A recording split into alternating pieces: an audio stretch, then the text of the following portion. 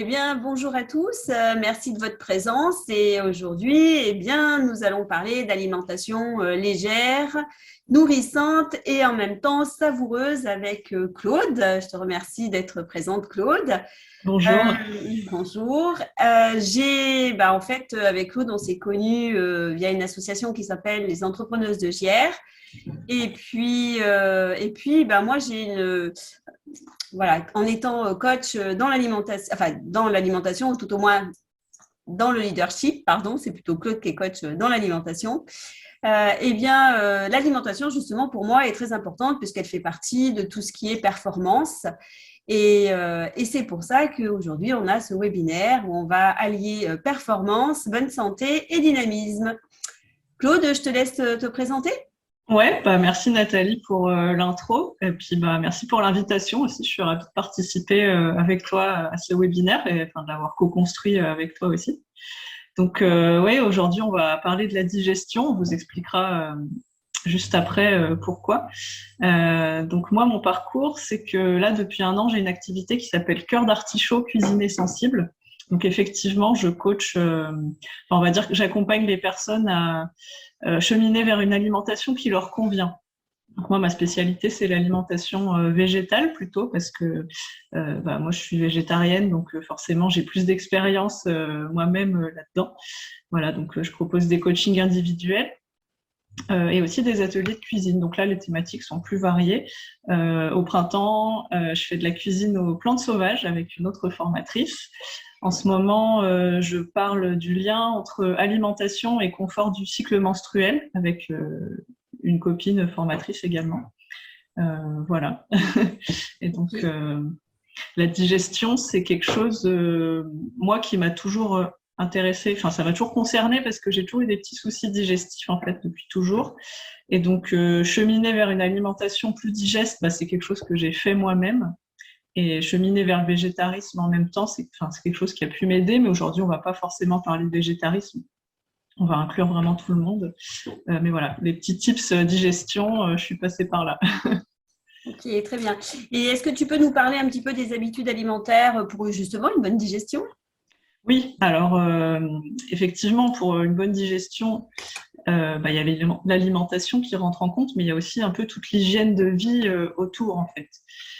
Et la manière de manger aussi. Donc, parce que la digestion, c'est un processus qui est assez énergivore.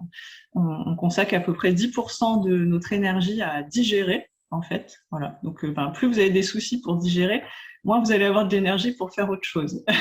D'où les coups de barre souvent après les repas. Hein. Et beaucoup de café qui n'est pas forcément l'idéal. Voilà, le café, il vient compenser, mais en fait, après, il y a d'autres soucis si on boit trop de café. Donc, l'idéal, c'est d'essayer d'équilibrer autrement qu'en apportant des excitants, des énergisants, en trouvant d'autres astuces, justement. Donc, après, il y a des gens qu'on va voir qui sont plus sensibles au niveau digestif que d'autres. Là, c'est des conseils qui concernent vraiment tout le monde et qui pourront concerner plus particulièrement les personnes qui ont syndrome de l'intestin irritable et ce genre de soucis. Voilà. Donc, on va parler de mastication d'abord, parce que quand on mange, les aliments arrivent d'abord dans la bouche, et donc il y a plusieurs rôles dans la bouche. C'est que en mastiquant déjà avec les dents, on va casser les fibres, donc ça sera moins de travail à faire pour les intestins, l'estomac. Donc, on va prédigérer les aliments. Il y a la salive aussi qui vient déjà avec des enzymes casser aussi, dissoudre un peu les aliments. Et la langue aurait un rôle aussi de comment dire, elle vient vous dire ce qu'il y a dans votre bouche. Par exemple, alors il faut prendre le temps de manger lentement. Votre langue va être capable de détecter si vous avez eu suffisamment, je ne sais pas, de zinc, de magnésium pendant votre repas. Donc, plus vous mangez lentement, plus la bouche a le temps de faire ce travail. Et quand vous avez fini de manger, vous vous sentirez plus satisfait. Enfin, si vous avez mangé un repas équilibré, que vous l'avez mangé lentement, vous vous sentirez vraiment satisfait. Et la sensation de faim reviendra de nombreuses heures après, contrairement à un repas mangé très très vite et avec peu de nutriments. Là, la faim va revenir très rapidement.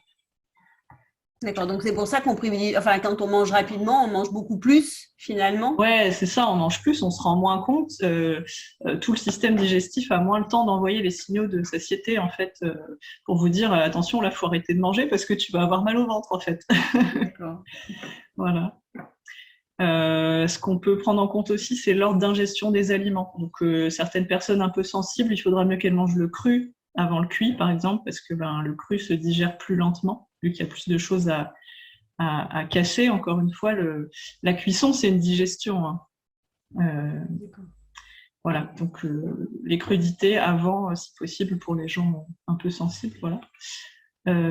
Faire attention aux quantités, évidemment, manger des quantités qui vous conviennent à vous, à votre métabolisme.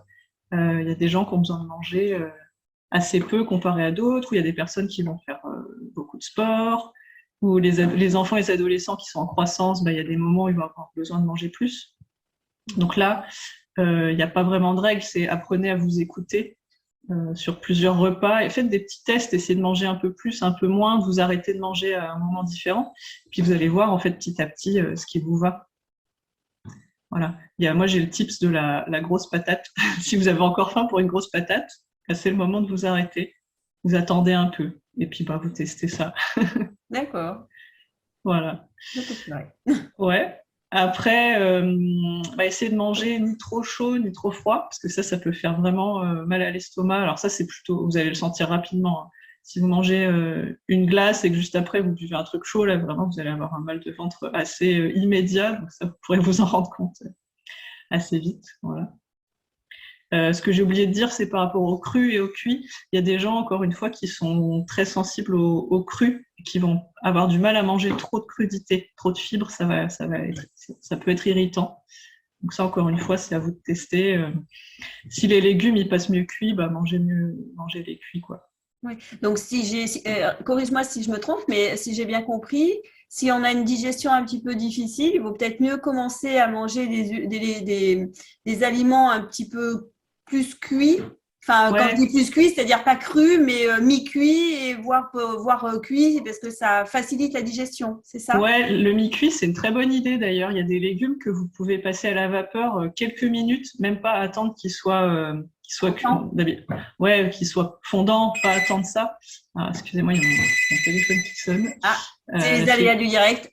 Ouais, non, c'est la prospection téléphonique, malheureusement. Ah, super. Donc, je pense qu'on va attendre qu'il s'éteigne. Je vais aller le décrocher. Désolée. Vas-y.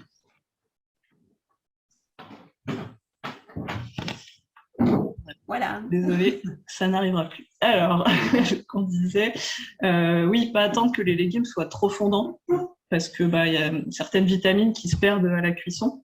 Ouais. Donc l'idéal, c'est d'avoir du mi-cuit. Effectivement, en Asie, on mange beaucoup de la cuisine au wok, et c'est ça en fait, c'est une poêle qui est chauffée très très fort, avec un métal très conducteur. Donc on a l'extérieur du légume qui commence à fondre et qui est cuit, et l'intérieur qui reste croquant. D'accord, ok. Une cuisson au wok, c'est vrai que ça peut être idéal pour les gens qui ont un peu de mal avec le cru. Okay. D'autres astuces, il y en a plein, je ne sais pas si je vais tout détailler. Une ou deux. Ouais, une ou deux. Si vous avez du mal à manger des légumes secs ou des graines, pourtant c'est important pour la santé. Si vous sentez que vous êtes ballonné toujours après avoir mangé, tout ce qui est haricots secs, ce genre de choses, ou même des poignées de graines pour le goûter, pensez au trempage. Faites vraiment tremper longtemps. Même les graines, graines de tournesol et tout, ça peut se faire tremper. On n'y pense pas, parce qu'après on va pas les cuire, donc on se dit pas qu'on a besoin de les tremper. D'accord. Et quand on les mange, c'est pas croquant, c'est plus mou alors. Et ouais, ça devient mou, donc c'est autre chose. Mais si ça peut vous permettre de continuer à manger ces aliments qui sont bénéfiques pour la santé, mais sans avoir mal au ventre, ça peut être l'occasion. Après, ça peut se mélanger avec de la compote, des choses comme ça, si on n'aime pas trop l'aspect un peu mou des graines trempées. Ouais. Et si on les mixe, peut-être que ça fait une sorte de purée et qu'on peut faire une onctuosité avec des aliments? Complètement, et on peut l'utiliser en cuisine, après comme une purée d'oléagineux, comme la purée d'amande qu'on achète, par exemple, ce genre de choses. Ouais. Même ça peut même se tartiner, ou se mettre dans des sauces, dans des vinaigrettes. Ouais, plein d'idées avec les graines trempées et mixées, effectivement. Ok. Bon, en fait, si je comprends bien, il faut mettre un petit peu de plaisir dans dans son alimentation, quoi. Ah ouais, bah ça c'est une part très très importante, le plaisir, hein, c'est sûr. Je vais peut-être aussi enchérir là-dessus au niveau des Ouais. émotions, quoi, parce qu'en fait, effectivement, quand on met du plaisir dans ce qu'on fait, même si c'est par moments un petit peu difficile ou que ça change nos habitudes et qu'on n'a pas l'habitude, parce que forcément, nos cerveaux, il aime bien, il aime ne pas changer, justement, effectivement, le fait de faire les choses par plaisir et non pas par contrainte, et ben, du coup, c'est beaucoup plus facile. Et donc, pour ça, bah, moi, je peux vous apporter quatre petites notions de plaisir, notamment le plaisir gustatif, c'est-à-dire choisir des aliments qui sont bio ou en agriculture raisonnée. Car d'une part, ils sont plus nutritifs, c'est-à-dire plus rassasiants, et puis en plus, en fait, ils ont plus de goût. Donc, en fait, le cerveau, il n'a pas besoin d'aller chercher la quantité, il a déjà ses saveurs, et comme tu disais tout à l'heure, avec la langue, eh bien, Mhm. du coup, on a cet équilibre et on mange beaucoup moins et mieux. Après, le deuxième plaisir, eh bien, c'est le plaisir de la convivialité et du partage. Alors, souvent, on oublie, puisqu'on s'en fait une contrainte, eh bien, en fait, on oublie de faire participer. On se dit vite, vite, vite. Alors, on ne sait pas pourquoi Mhm. on dit vite, vite, vite. C'est ou pour regarder la télé ou pour, j'allais dire, faire les devoirs, etc. Mais justement, quelque part, c'est bien. Mais en même temps, pourquoi pas apprendre aussi en même temps et partager tout ça. Donc, ça veut dire faire participer la famille au plaisir d'une part de découvrir les producteurs, parce que aller à la ferme ou quand on a la possibilité, ou ne serait-ce qu'aller dans un magasin de producteurs et puis regarder un petit peu ce qui se passe, et bien du coup c'est aussi une notion de plaisir. On peut le faire pendant les balades, on peut le faire dans les marchés, on peut aussi apprendre à choisir ses aliments et puis en fait les choisir comme un malvoyant. Parce que en fait le marketing nous oriente beaucoup sur la notion de visualisation. Donc, on a souvent, je parle des légumes, mais quelque chose de très beau, très appétissant, mais on ne sait pas trop comment ils ont été faits. Donc, en fait, faire comme un malvoyant, c'est déjà commencer, voir par l'odeur, le toucher, l'ouïe, le goût, si de temps en temps on peut goûter, et puis en dernier, bien la vue. Également, choisir aussi une recette ensemble, cuisiner ensemble, manger ensemble et puis faire la vaisselle aussi ensemble parce que finalement, faire la Ouais. vaisselle, c'est pas forcément une contrainte, ça peut être aussi un jeu. Enfin bref, c'est un bon moyen pour découvrir et se découvrir ensemble. Le troisième point de plaisir, c'est la notion de créativité via les apprentissages par le jeu et aussi la dédramatisation de l'erreur. Alors, regardez les tartes tatin.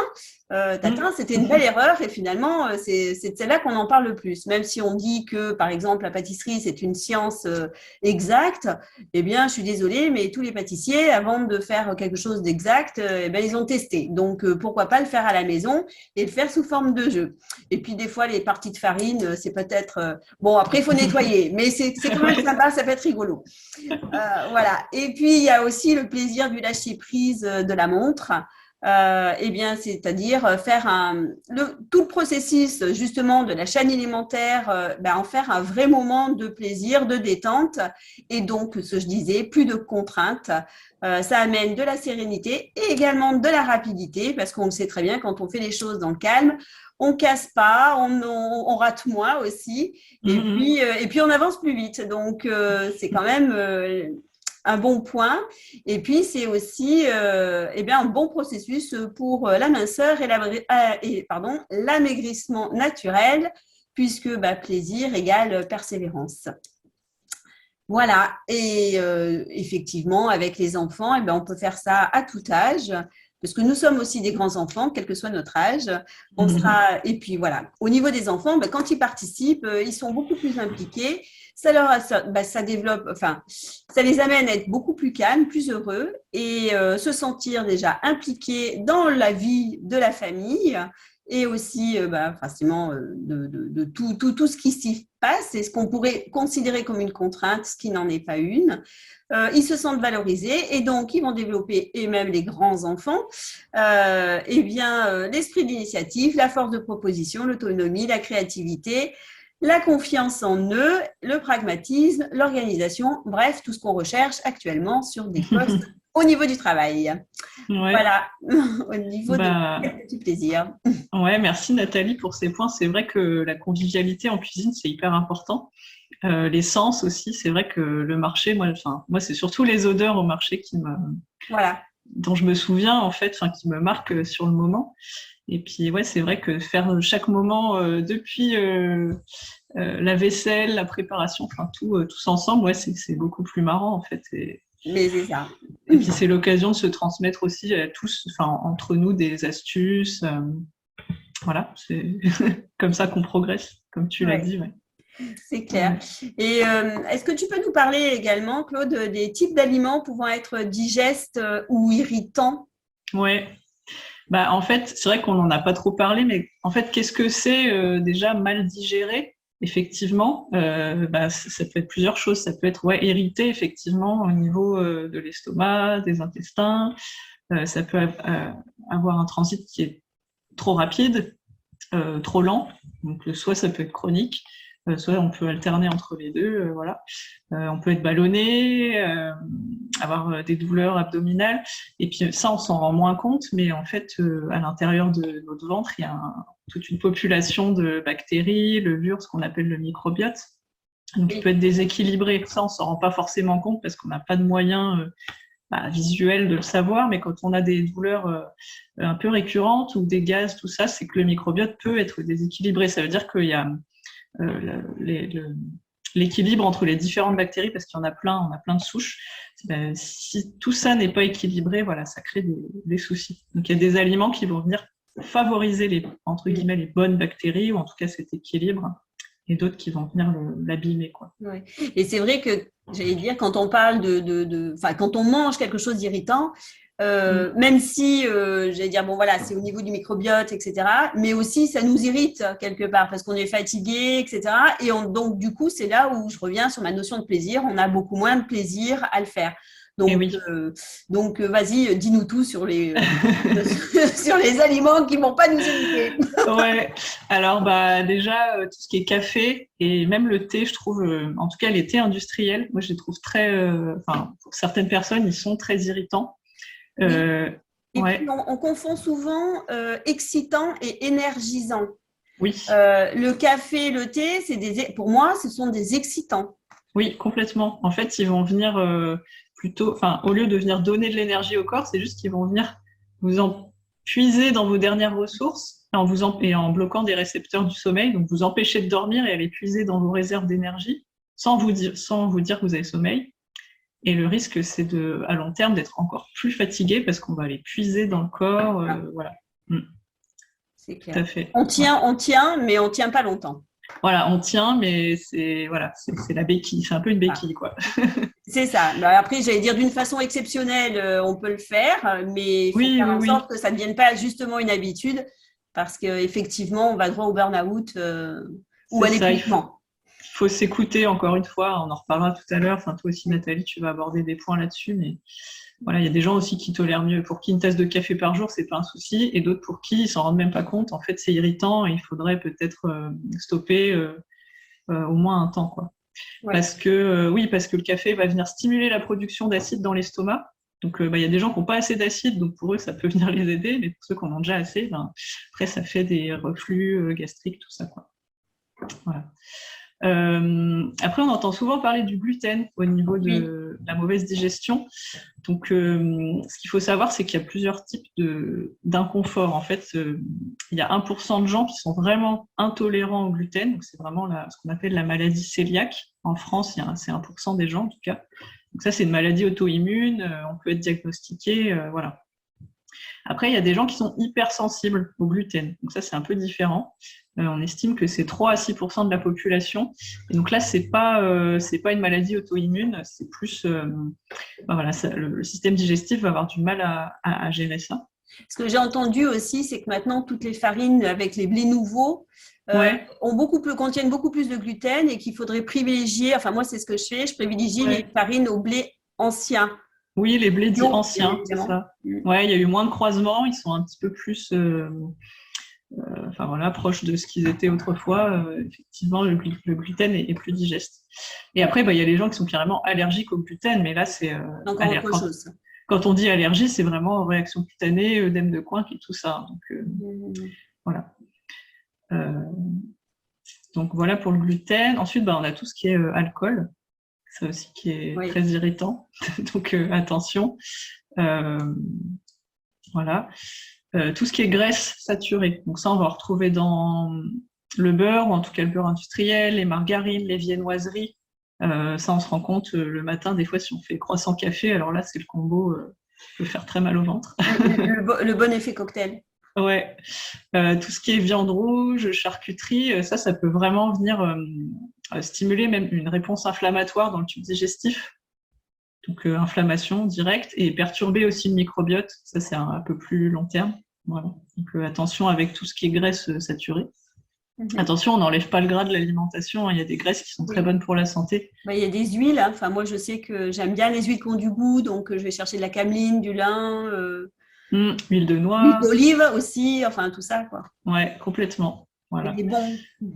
C'est ça. D'autant plus qu'en France, on a des bons producteurs. Ouais, on a des super huiles en France. Ouais. Les pesticides, donc tu parlais du bio tout à l'heure, Nathalie, parce qu'il y a plus de nutriments, c'est sûr.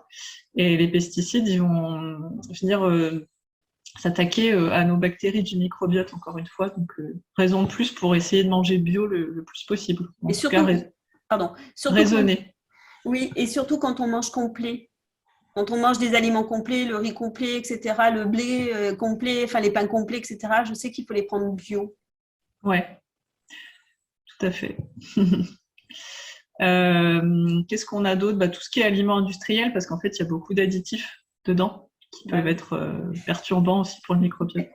J'en sais que trop bien, je fais des intolérances au sulfite. Donc, voilà. Donc, toi, tu es directement concerné. Ah oui, moi, je suis un vrai baromètre à ce niveau-là. Quelque chose qu'on ne sait pas forcément, c'est que le tabagisme peut venir aussi augmenter le risque de reflux gastrique. Donc voilà, ça peut être quelque chose qui est irritant. Et les médicaments aussi, tout ce qui est les paracétamol, aspirine, antibiotiques, voilà, ça vient irriter. Donc malheureusement, des fois, on n'a pas le choix, on est obligé de prendre un traitement. Hein. Mais voilà, voir avec son médecin s'il n'y a peut-être pas moyen de pallier. Ou on peut faire un complément. C'est-à-dire que voilà, si on a une maladie, effectivement, qu'on n'enlève pas les médicaments, mais qu'on peut justement améliorer son alimentation pour que ça aille de mieux en mieux. Exactement, en soutien, faire attention à son alimentation en soutien à ça, justement. Oui, tout à fait. Et après, je vais aborder 2 derniers points sur les aliments qui sont indigestes. Donc, c'est des termes un petit peu plus techniques, vous n'êtes pas obligé de les retenir, mais en ce moment, je trouve qu'on en entend parler de plus en plus. Donc, peut-être que vous en entendrez parler, vous en aurez déjà entendu parler dans des émissions. Ce sont les lectines et les FODMAP. Alors, qu'est-ce que c'est ? Ouais. Les lectines, en fait, c'est les plantes dans la nature, il faut qu'elles se défendent parce qu'en fait, elles vont venir broter, ruminer, mangées par les oiseaux. Mais leur but, c'est de se disséminer dans la nature, donc il ne faut pas qu'elles soient digérées complètement quand elles sont mangées par les animaux. Après, elles ressortent dans les crottes et les animaux, ils en sèment partout. C'est comme ça que les plantes se dispersent. Voilà. Et donc, elles ont des moyens de défense, en fait, pour ne pas être digérées quand elles sont comme ça à l'état brut. Et donc, ces moyens de défense, c'est les lectines. C'est des protéines qui rendent les aliments indigestes. Voilà.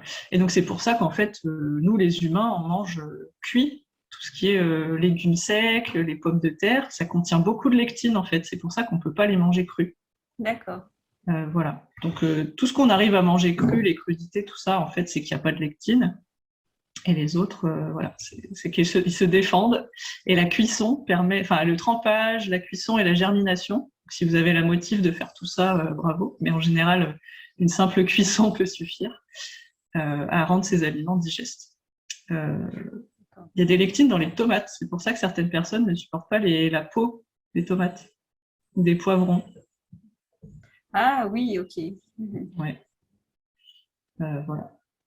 Et donc, les FODMAP dont je parlais, ça, c'est un acronyme. C'est une médecin nutritionniste, je crois, australienne dans les années 90 qui a découvert qu'en fait, ces patients n'étaient pas forcément... qu'ils pouvaient avoir des soucis avec le gluten ou le lactose, mais qu'en fait, il n'y avait pas que ça. Il y avait plusieurs familles d'aliments qui étaient irritants. Et donc, elle en a fait un acronyme. Donc je vais pas vous le dire parce que c'est en anglais. Mais voilà, il y a 4 familles de glucides qu'on peut mal digérer. Donc, ça peut être les 4, mais ça peut être un seul, ou ça peut être certains aliments très, très chargés parmi ces familles-là, voilà. Donc, on a je vais vous dire les noms techniques, mais encore une fois, c'est pas très important de les retenir. Les oligosaccharides, donc ça, en fait, c'est tout ce qui est blé. Donc, dans le pain, dans les pâtes, il y en a dans le seigle aussi, et il y en a dans les légumes. Alors, peut-être certains vont se dire qu'ils vont se reconnaître là-dedans. Tout ce qui est ail, oignon, poireaux, asperges, et puis les légumes secs, genre les flageolets, tout ça. Ça, voilà, ça peut vraiment venir créer des gaz inconfortables. Donc, c'est dans cette famille-là. Ensuite, il y a une autre famille, c'est le lactose. Là, il y a quand même pas mal de gens en France qui sont intolérants au lactose, ou en tout cas sensibles à ça. Donc, le lactose, on va le trouver dans pas tous les produits laitiers, mais le lait, yaourt, crème fraîche, fromage blanc, certains fromages qui sont riches en lactose, d'autres sont très pauvres au contraire. Et puis tout ce qui est lactose ajouté, en fait, on le voit pas forcément dans les crèmes dessert, tout ça. Il y a de la poudre de lactose qui est ajoutée.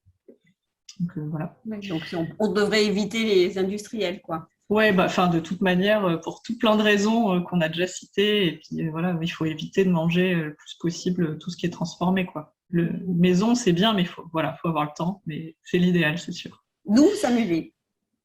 Comment ? D'où s'amuser pour le faire. Ouais, exactement, c'est ça. Voilà, et puis je vais passer rapidement, mais il y a des familles de fruits, tout ce qui est pommes, abricots, les poires, ça peut aussi être indigeste. Voilà. Donc encore une fois, ça ne concerne pas tout le monde. Et si vous pensez que vous êtes concerné, faites-vous vraiment aider par un nutritionniste, parce que c'est pas forcément une bonne idée d'enlever comme ça d'un coup plein d'aliments de son alimentation. On peut risquer la carence en fait. Donc faites-vous accompagner pour ça. Les nutritionnistes sont là pour ça. Donc voilà. Ok. Il y a peut-être aussi, tu parlais du microbiote. Justement, est-ce que tu peux nous dire rapidement comment booster notre microbiote ? Ouais, alors il y a des aliments qu'on va appeler probiotiques. Vous avez peut-être déjà entendu ça, même juste la notion de prendre des comprimés, des gélules de probiotiques. Oui. Probiotiques, ça veut dire que ça vient aider pour la vie, donc ça vient aider les bactéries. Et on en trouve dans plein d'aliments, mais il faut les prendre non pasteurisés. Donc regardez bien sur l'étiquette. Voilà, donc tout ce qui est choucroute, en fait, tout ce qui est aliment lacto-fermenté. La choucroute, c'est du chou qui a été fermenté. En magasin bio, pas cuite, la choucroute crue, hein. Ouais, crue. Alors après, on peut la cuire, mais à feu doux et pas trop longtemps. Pour conserver un minimum de probiotiques à l'intérieur. En magasin bio, vous allez trouver d'autres légumes aussi lacto-fermentés, des carottes, des navets, tout ça. Donc ça, c'est très bien pour le microbiote. Les olives aussi. Ah, je savais pas les olives. Ouais, qui sont. Faut regarder, c'est pareil, il faut qu'elles soient pas pasteurisées, tout ça. Ouais. Et puis il y a des souches de probiotiques dans les yaourts nature, la sauce soja, le kombucha, le kéfir, tout ça. Et après, nos bactéries, on peut venir les nourrir avec des bonnes fibres. Donc, alors là, par contre, on va retrouver les FODMAP. Donc, si vous êtes sensible, faites attention. C'est tout ce qui est ail, asperges, carottes, oignons, poireaux, radis. Ça peut venir nourrir les bonnes bactéries. Donc, voyez si ça passe. Si ça passe, c'est parfait. on en revient toujours à la même chose. C'est vraiment une question d'équilibre, en fait. Ouais, d'écoute, d'équilibre. C'est ça. Quelque chose qui va aller très bien à quelqu'un, qu'on ne viendra pas à une autre personne, quoi. Ouais. Et en parlant d'écoute, tu peux nous dire comment on écoute son corps ? Ah oui, c'est sûr. Après le repas ou même plutôt à distance des repas, vous pouvez vous dire tiens, où est-ce que j'en suis là au niveau de ma digestion ? Comment ça se passe ? Vous pouvez faire un petit scan corporel, essayer de fermer les yeux, faire quelques respirations pour vous ancrer et vous allez ressentir des choses que quand on est pris dans le quotidien, en fait, on sent pas forcément. Des fois, on a mal au ventre une partie de la journée, mais comme on est occupé à faire autre chose, on s'en rend pas compte. Et au moment où on fait une petite pause, on respire, on se dit ah tiens, là peut-être que je pourrais faire quelque chose pour que ça aille mieux. Voilà. Donc on peut aussi toucher son ventre, essayer de venir masser. L'automassage, ça marche très bien pour soulager. Puis des fois, on le fait instinctivement. Oui, des fois, on s'en rend pas compte, on se touche le ventre pour. C'est ça. Et toi, Nathalie, tu as des astuces aussi, je crois, à ce sujet-là Oui, alors souvent quand on est sous stress, et ben forcément, soit on mange très rapidement, ou on regarde pas, ou on fait pas attention à ce qu'on mange. Donc là déjà, quand on est sous stress, c'est commencer à ralentir. Alors pas ralentir en termes de timing, même si voilà, quand on est pressé de toute façon, mais c'est souvent ralentir ses mouvements. Donc tu me disais mâcher, etc. Et puis, il y a aussi toute la partie respiration profonde.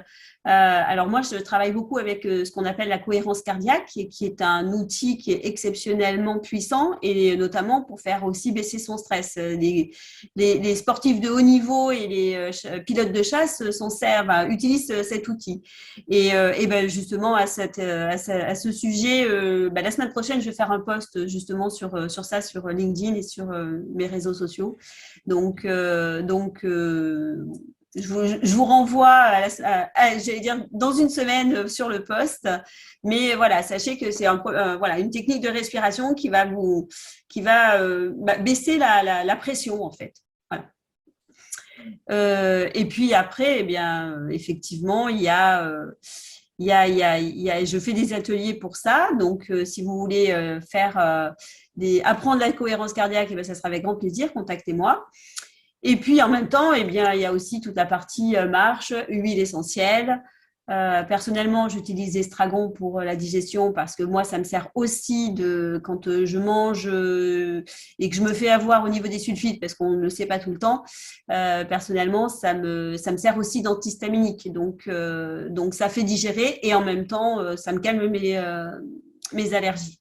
Ok, et tu le prends sous quelle forme du coup Alors, l'estragon, moi, je le prends sur un cachet neutre ou sur un sucre. Alors, je prends pas du sucre parce que moi, j'aime pas trop l'aspect sucré, mais moi, j'ai des cachets neutres, mais on peut le prendre aussi dans de l'huile d'olive. Donc, j'en prends une goutte comme ça.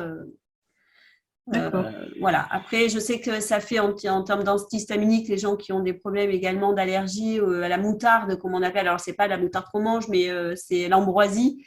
Il y a beaucoup de gens qui prennent ça en préventif et en curatif, à raison d'une goutte 3 fois par jour. D'accord. Voilà. C'était la petite parenthèse. Ouais, merci pour ces astuces. Avec plaisir. Et puis, on arrive bientôt aux fêtes. Donc, c'est lourd, les fêtes. Et voilà, dis-nous un petit peu comment on peut alléger nos repas de fête. Ah oui, les fêtes, ça peut être lourd, effectivement.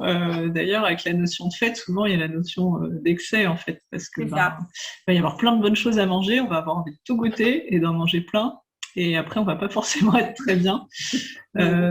Ouais. Donc, essayez plutôt de miser sur la qualité des ingrédients, l'aspect gustatif, l'originalité, tout ça pour se sentir rassasié et puis que ça soit festif, mais sans avoir envie de trop se goinfrer, parce qu'après, les jours suivants, souvent, on n'est pas bien, quoi. Oui, c'est ça. On rattaque le travail après les vacances de Noël, boum.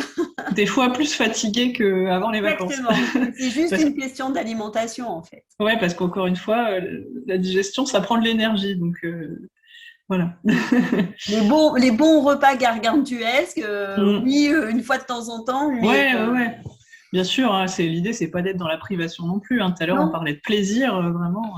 Bien sûr, mais il faut se faire plaisir. Voilà, mais le lendemain, on peut faire quelque chose de plus léger tout en restant savoureux, par exemple. Ouais, c'est ça. Si on a l'occasion de faire des repas plus légers avec des fibres, c'est sûr. Donc, puis après, si on est la personne qui conçoit le repas pour la fête en question, essayer d'équilibrer entre les plats. Par exemple, si on a, je sais pas, un foie gras en entrée, essayer de faire peut-être quelque chose de moins riche pour le plat ou pour le dessert, ou éviter de servir trop de pain ou de pain blanc. Tout ce qui est canapé, tout ça, des fois on se rend pas compte parce qu'avec tous les petits toasts, les pains de mie, tout ça, en fait, ça va beaucoup. Ça commence à faire beaucoup de pain pendant le repas. Donc à la place des canapés, on peut faire des verrines, par exemple.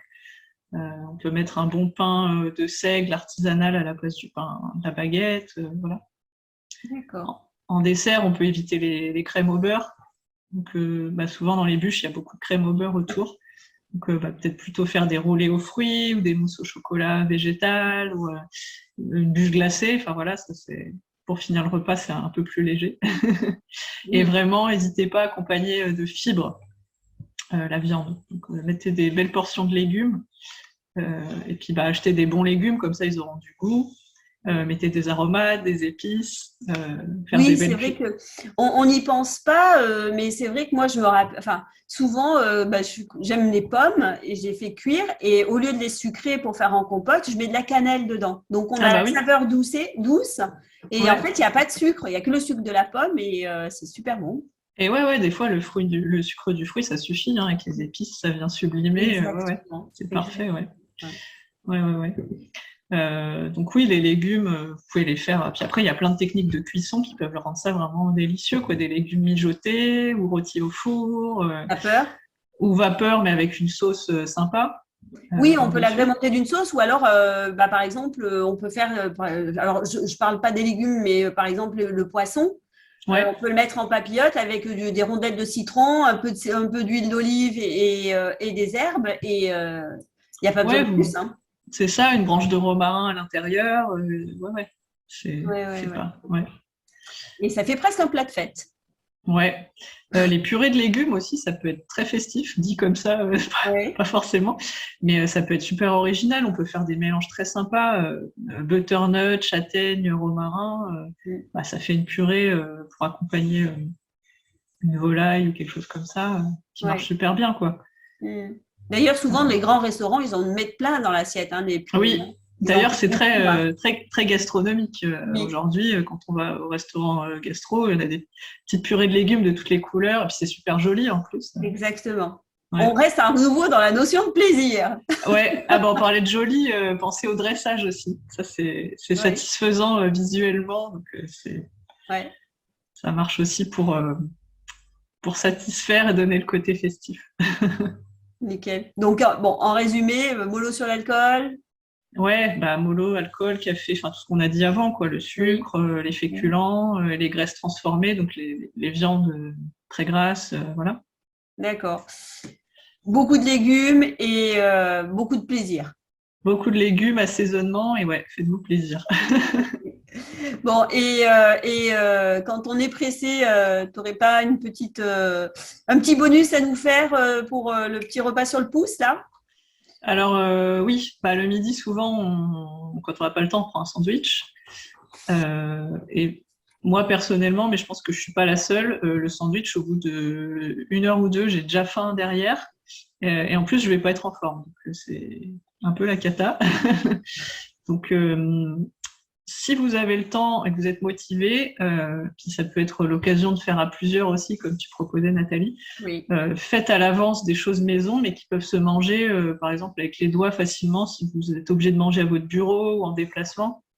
Pensez à une tarte. Vous pouvez couper des parts, une quiche, une tarte, on peut couper des parts, transporter facilement.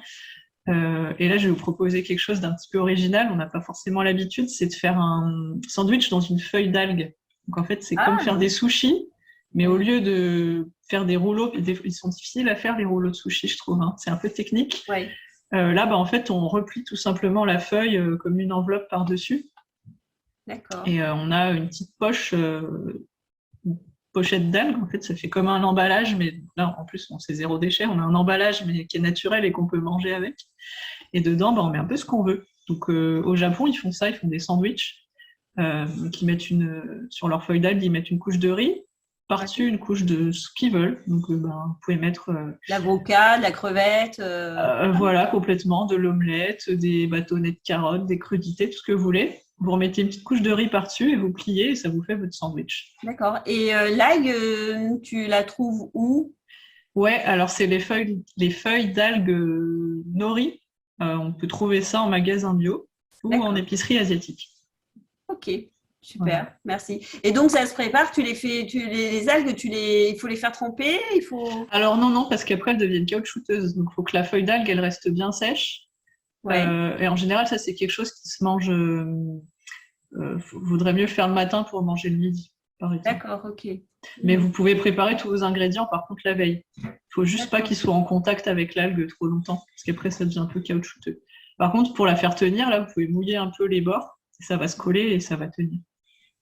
Super, bon, Voilà. je vais tester. Je ne connaissais pas. Et en termes de goût, on peut prendre n'importe quelle algue, pardon. Il y a des saveurs Euh, plus prononcées que d'autres. En fait, l'algue nori, c'est la seule qui va pouvoir être mangée comme ça. D'accord. Nori. Ah oui, c'est l'algue nori, Ouais, N-O-R-I. Nori, c'est ça. D'accord, Donc, ok. vous savez, c'est les carrés, très noirs, là. On voit, qui servent à faire les sushis, en fait. Super. Bon, Voilà. ben merci Claude de tout ça. Avec On a un petit plaisir. peu dépassé sur le timing, mais c'était Ouais. passionnant. Donc Oui, il y avait plein voilà, de choses à dire. exactement. Puis on en aurait encore pour quelques temps, parce que voilà, hein, on a aussi ce plaisir-là d'échanger. Bon, eh bien, on va s'arrêter là. Merci à tous de votre présence et merci Claude de ta participation, de tous ces partages. Et puis, Merci à toi, Nathalie. avec grand plaisir. Et puis, on se dit à très bientôt. À très bientôt. Au Merci à revoir. tous. Au revoir.